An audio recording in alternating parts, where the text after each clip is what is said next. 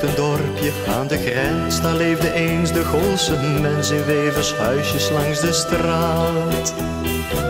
De toren stond hoog in het blauw, er kwam de rook uit elke schouw, omdat er geen cv bestaat.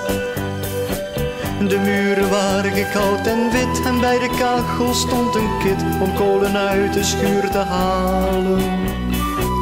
Hun moeder in een blauwe schoot zit op een stoeltje in de goot haar zetselboontjes fijn te malen. En die dromen uit een ver verleden, ze zijn allang voorgoed voorbij. En zelfs het water uit ons beekje is nu een vieze vuile lijn. Eens stond hier op de akkers rog, ik zie het gouden golven, nog een paardenbloem, een karrenspoor. De molen wieken in de wind, op straat nog menig spelend kind, dat ging zo mensenlevens door. Wat deze tijd nu heeft bezield, ons dorpje is verkracht, vernield. Men zit hier nu zo rijk te wonen.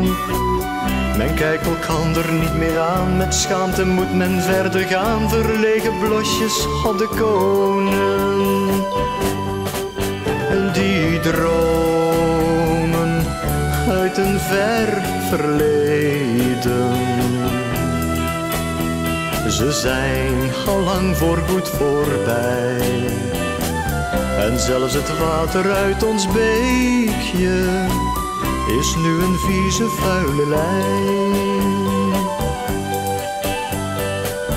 Ons dorpje is nu volgebouwd op akkers waar eens is gesjouwd. Er graast geen koe meer in de wei.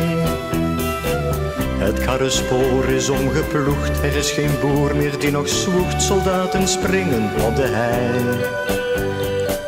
Waar vindt men nog een mastenbos? Men bouwde huizen met het gros, geen dennengeur om te bekomen. Er is geen plek meer in dit oord waar je nog even ongestoord zo zalig in het veld kunt romen. Die dromen uit een ver verleden, ze zijn allang voorgoed voorbij. En zelfs het water uit ons beekje is nu een vieze vuile lijn.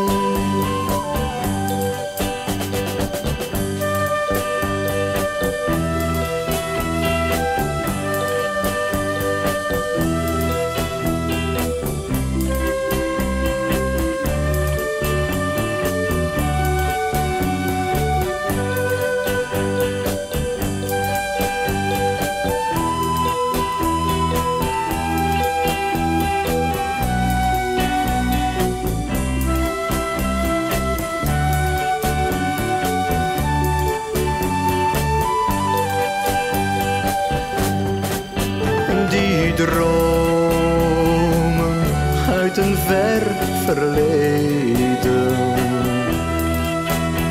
ze zijn allang voorgoed voorbij. En zelfs het water uit ons beekje is nu een vieze vuile lijn. En zelfs het water uit ons beekje is nu een vieze vuile lijn.